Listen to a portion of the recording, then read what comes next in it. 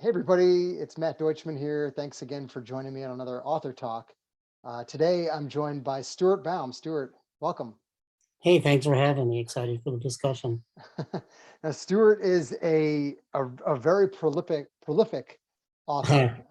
He's written a ton of stories, which he publishes on his website, stuartstories.com. And we're going to talk a little bit more about his inspiration and where he gets everything from. But I think something that's really interesting to note is that Stuart, you have not published any of your stories, right? These are all stories that you've come up with. They're all original. You've got writing activities and lots of different literacy activities and resources on your website. But all of this is just kind of, from your imagination and stuff that you've put out into the world, not as part of like a career endeavor or anything like that. Yeah, no, I mean, I could go on for a while on this, but the short story is, I mean, I'm fortunate enough to have a day job that provides enough income that I don't need to make money from writing, so I can do this as a hobby and to give all the stories free on the internet. And I can get into how that came about many years ago at the beginning of the internet. Why did I do that? I mean, so I used to write stories every Christmas time or holiday time, and I would self-publish them, which means I would print them up and staple them, bind them nicely, and send them off to a whole bunch of people. My cousin was an artist, and so she also used to do drawings. Unfortunately, and we decided that we wanted to do a website, which we were going to call Charlotte's Web, probably get a lawsuit from that, but that was our name for it. Unfortunately, she got very sick of cancer and then passed away. Since I can't draw, I decided that what we wanted to do, that I wanted to do was to put stories and writing activities online for children and parents to use for free and for schools to use for free as sort of a dedication to her memory. And so that's why I did that. So while I've had some of them published, I've got strict rules for it that most publishers don't like, which is you can't change a word of it. You can't illustrate without my permission, and I'm not taking them off the web. Hmm. And so most publishers are just thanks, but no thanks. Gotcha. So I actually I was mistaken. Then you have had a couple published then. Yeah, I've had a couple published. They've been in anthologies. Some of them are Hmm. in English as a second language books that you'll see across the world Ah, for early readers. So I do have which some. stories are those that Um, might have been the published? Please is a good one that goes in there because it's kind of goofy and short. What's it Um, called? it's the Please Police. The Please Police. Okay. Yeah. I can use that with my kids. It's a quick series of three short stories, one about the police that come along and basically arrest kids when they don't say please. I Pretty like good. it. We could use that in my household for Yeah, I was just sure. thinking, yeah, it's University. that was clearly a life experience one. When you have Wh- three kids, it's easy to come up with ideas for stories. You just have to take the time to write them down. Right, right. Well, and I know that you have when we've talked previously, you said that there's is it an entire school district or is it an entire like municipality in a country abroad that uses your stories in their curriculum for Yeah, early? there's a lot of, I mean, one of the advantages of being old, you said prolific, I sort of will change that too. I've been around long enough that if you write a couple stories a year after 30 years, you have a lot of stories. Um, but it's not too many every year. It was pretty early on the internet putting these stories up for free. And since I had writing activities and writing games as well as these stories, a lot of schools use them as part of their curriculum. Hmm. And I saw a lot of submissions and a lot of interaction from schools, traditional schools for for young kids, as well as English as second language, some Auspiger support groups, because the finish me stories, which give you the beginning of the story you have to finish, are good for kids that struggle a little bit with coming up with fresh ideas and building that. Um, and so it's good for them. So yeah, I mean, I've had a lot of, and continue to have a lot of schools across the world using the website as a resource for their activities and for their reading assignments. Hmm. And I know that the kind of maybe your like staple series of stories is your Bad Bat stories. Yeah, there's the normal kid stories, which there's a story a year that some of them probably aren't as, I guess they're kid friendly, but some of them are a little off the edge. The Bad Bat are very early reader stories, so they work on specific things that I was teaching my kids on. Mhm. And I found that they liked Bad Bat because Bad Bat did bad things, but in a fun way. And then it was easy to get, the main character's name was really easy. So when they got to Bad Bat, it was Bad Bat, that's easy to say. And then they worked through the rest of it. One of my favorite things is I had a woman put one of the Bad Bat stories into Braille to teach her young Wow. child how to read. And so to me, it's like, that's like the most heartwarming things Oh yeah, when it's gotta people be. use the stories because they can't find something else to solve that problem. Wow, that's incredible. Yeah, that's a good one. Well, what else? I mean, I'm sure in the years of doing this, there's a lot of stories of how your stories have impacted others or have really, just really helped people. Or, you know, I'm sure you probably have anecdotes from your own family with your kids enjoying your stories. I mean, what else are some good Yeah, I mean, one of my systems? favorites is I found out from somebody, they sent me a note, said, I think I saw your story as a play that was put on at a Renaissance fair, The Princess, the Dragon, and the Very Bad Night. And Okay. then they then found the person that did it. And he's like, yeah, I hope you don't mind, but I turned it into a play and we did a reenactment of it on stage. And I'm just like, I wish I'd known it beforehand so I'd have a chance of either seeing it or ask someone to record it. Um, I had a company in England decide that they were going to read them aloud as bedtime stories for kids on a podcast. They nicely contacted me for the second one and said, "Hey, we've done one; it was really popular. Can we do more?" And I always say yes to that. It's also cool hearing somebody else read your story to figure out what do they emphasize in their voice, Hmm. and people are like, and then I'll share it with people who are like, "You did a really good job," or "Not sure I would have read it that way." So I think if you put enough on the internet, it gets used across the world in very weird ways. And I don't know, it's fun and glorious. Where do you come up with the ideas for the stories? Because your kids are grown now, Yeah, the kids are now, but you're still coming up with ideas and fresh ideas, writing new things. Where do you get your inspiration from? yeah, I mean, that's probably the question I get asked the most. I'm sorry for the ping on my email. I should have shut that down. That's the day job I talked about. Is where do you get your ideas? And it's kind of like where comedians get their jokes. You watch and listen to people, you read a lot. Often I'll be reading a book and thinking, you know what, I have a better idea. Or when you're reading a book, you realize you're daydreaming and you've been flipping pages and not paying attention and you're writing a story in your head. And then you're like, okay, I just have to have the diligence to close the book I'm reading and get down and put this down. Um, One of my stories, and I struggle with the name now, so you're right that I have to probably become more familiar with all of these. Came from a visual when I was driving out in the mountains. I saw two I saw two waterfalls coming down, and the idea I had in my head is, what if that was just a huge giant crying? What would that story be like? Hmm. And so I wrote the story about what it would be like if a mountain with two waterfalls coming down was just a huge giant crying and what would happen. Um, and so you start with this visual.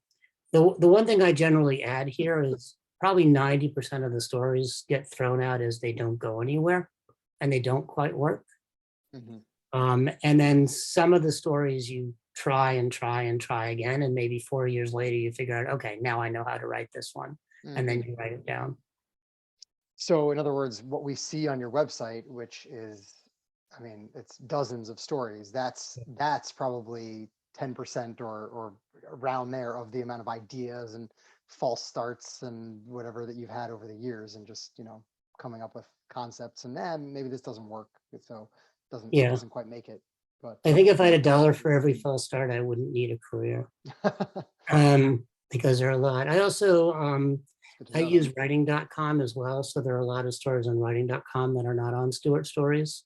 I try Okay. only to put one story up on Stuart Story a year. So I curate the one that I think will have the most general interest and the Okay. one that is polished enough for the types of kids and parents and and schools that come to them. The thing I always try for is, do they read aloud well? So if you read it to yourself, would it be interested? But as a parent, if you read it, is it a good read aloud story? Because I'm sure we've been reading stories where like, this is great, and you read it to the kids and it's just like, they're not engaged. Hmm. Or there are ones that are really good read aloud stories that kids really like, but the parents dread having to read that book every night. You know, Yeah. like, oh my God, how many more times do you want me to have to read this story? I can't do it as a parent. And so I put the ones up that I believe have the most staying power for that, and also read aloud well. I like that. I think that's a really interesting concept to unpack a little further, because that's something that I've thought about a lot in my own, journey of writing stories. That my first book, When You Hear the Thunder Rumble, Mhm. at first it was just it was a rhyme that I would say to my kids, and then it became a rhyme that I expanded a little bit, but it was still the main purpose of it, because I didn't have an illustrator. I didn't have it illustrated yet. I didn't even have a concept of it, of what it would look like illustrated. So there was no visual component. The main purpose of it was me just reading it out loud to my kids. Yeah, Fast forward to now, I've just finished my third book, which is going to launch congratulations. next month. Thank you. And that one, now that I've gotten into a pretty good groove, and I have a really good rapport with my illustrator, Katie Williams, when I'm writing some of the lines, I'm thinking like, okay, I want to write something because I know she's gonna just like she's gonna have a field day with this page. Like I can't wait to see what she comes up with this. Yeah, So I would say that my third book probably works less well than my first book as a read aloud book. You need the visuals to accompany it a lot more than maybe the first book. So I just think that's an interesting concept that you've typically written. I see that on your website, and maybe writing.com, I haven't really explored that, but there are some stories that are just text. There are some stories yeah, that have a picture and then okay, text. Um, but I think that that's a really interesting point. And you even have some very interesting commentary on your website where you talk yeah. about what makes a good read aloud story, how certain words or phrases should be emphasized, and so I just think that's a really interesting thing to explore as like adults reading to our kids, how to make the most of it and how to really get the most out of a story when we're reading it aloud, without imagery right there. Wow, so much to unpack and all that. So one of the things I like about your stories is they are lyrical. So Mm, they sound good coming out of your mouth, and you sort of get this poetry and this sort of swing song to it, which I mm. really like. Um, so part of it is I like it because it's very zen and probably puts kids to sleep sometimes, which, hey, good bedtime story puts, half story and then half their dream. And then when they wake up, they're like, that's a great story. And you were like, how did it end in your dreams? Like, the other one is, so I can't draw, so take this with a grain of salt. I do know a lot of graphic artists, and I decided early on that I wasn't going to be somebody that wrote illustrated stories. I wanted to write stories where the kids close their eyes and imagine things, Mm. and didn't give them enough prompts that they knew what things look like. So I think of like the Phantom Tollbooth and Jules Pfeiffer, with the little illustrations that are in that book. By the way, my favorite children's story, you didn't ask, but when people do, the Phantom Tollbooth is the best children's book ever written. Okay. And I will, change my mind. I will die on that hill. Um, but it's just little teeny sketches by Jules Pfeiffer, who's amazing. But enough that you have something to imprint on. But when they're telling the story, there's not just a big picture, so the kids imagine it the way they want. Mm. And that doesn't take anything away from like King Big Goods in the bathroom, in the bathtub, King Big Goods in the bathtub, which Okay. is an unbelievably illustrated story like yours. It's poetry with visuals. It's so fabulous to read. One of those books that you could just read over and over again. And as a parent, I was like, I want to do that one again now. And the kids are like, we already did that one. I'm like, no, I want to do it again, because it's fun to read. And the pictures are so deep and visual that you can get lost in them when you're looking at them. Hmm. And I think that's fabulous too, just not the way I chose to go. I chose to Hmm. go with, we're going to sit back, we're going to tell you a story, close your eyes, and it's going to sound like someone telling you a story instead of somebody reading you a book. Well, I love it. I mean, and that's, I mean, part of my, in my stories, the kind of the emphasis is on using your imagination to overcome Yeah. common difficulties, right? And so what I love about that is the prompt for kids to use their own imagination to kind of decide what something looks like, or how it's unfolded, how the scene is unfolding in their own mind without necessarily being shown. Um, and I think it's actually, you know, the reason why I think maybe there's you've seen a lot of traction with um, you know, schools and you know, using this in education is because it's a good bridge between the like early readers and more in like more complex texts, easier for me to say. And the reason I think about that is I'm currently reading, and we've started and stopped and dragged over a long period of time, but I'm reading The Prince and the Pauper to my kids, Mark Oh, good for Twain. you. And my kids are 6 and 4, and we've been doing it over the course of several months. I mean, you know, we'll do, I set out to do a chapter a night, and we'll read the book in, you know, a couple of weeks, but it doesn't quite work out that way. But there's one picture usually like at the end of each chapter in the public in the print copy that I have, and then, you know, and then you have the following chapter, but it like concludes with a picture. So I think that that's kind of interesting, that like first they have to kind of imagine this scene themselves, and then there's like a picture that shows somewhat of like how the you know the scene actually shakes out. And there's, you know, if you try to put yourself in a, you know, a 19th century um you know uh royal scene, it's not always something that a 6 and 4 year old in present day America can can know what something is all about, you know. So I think that there's a lot of imagination that they have to do in that to envision what's coming next, or what something is. And I think that maybe that's where I see your stories having a similarity there to like to full length novels that are written for young children to kind of Yeah. be read aloud to them.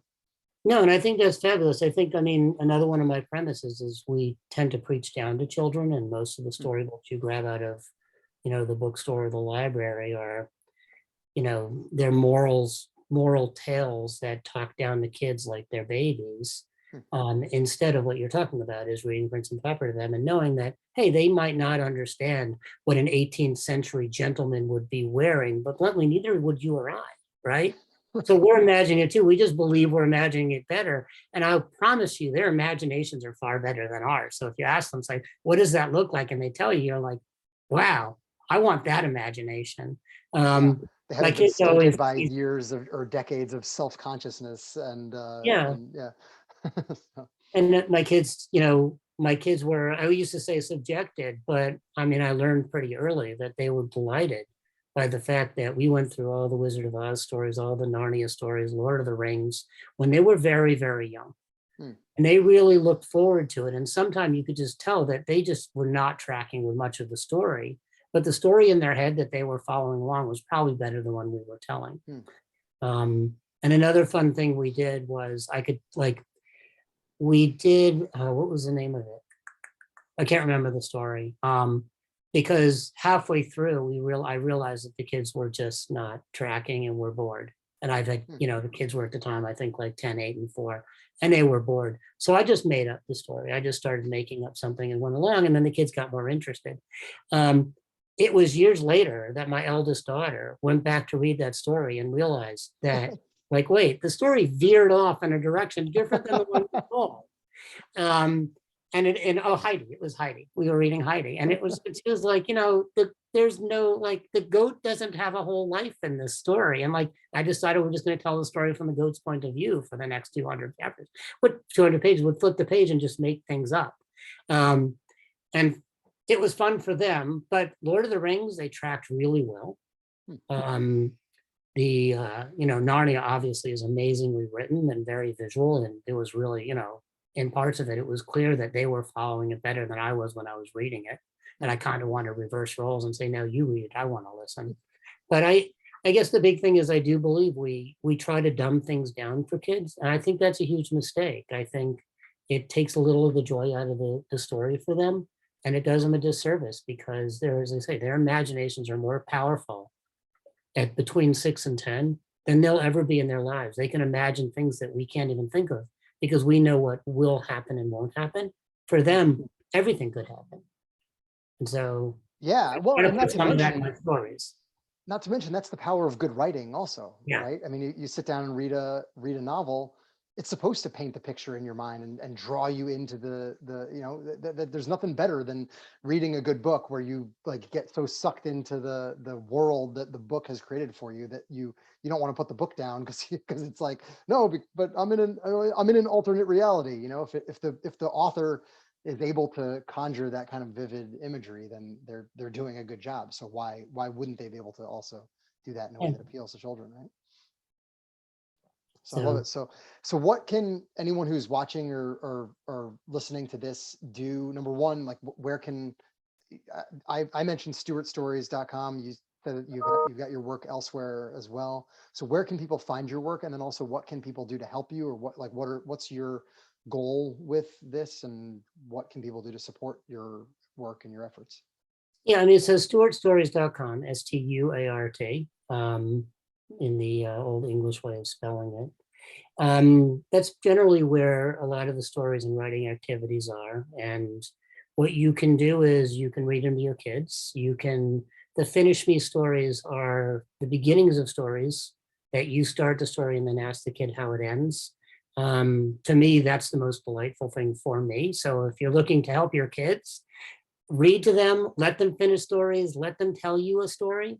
Um, and then go to my website and have them finish the story and submit it because I want to hear how kids end stories.